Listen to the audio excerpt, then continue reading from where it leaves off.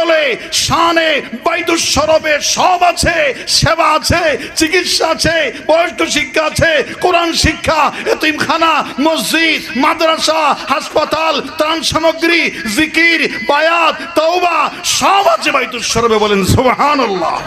কিন্তু আমার নবীজির বেলায় বলছেন বিদায় হজের বাসনের মাঝখানে জিবরাইল পাঠায় দিয়া আল ইয়াউমা আকমালতু লাকুম দীনাকুম ওয়া আতমামতু আলাইকুম নি'মাতি ওয়া রাদিতু লাকুমুল ইসলাম দীনা।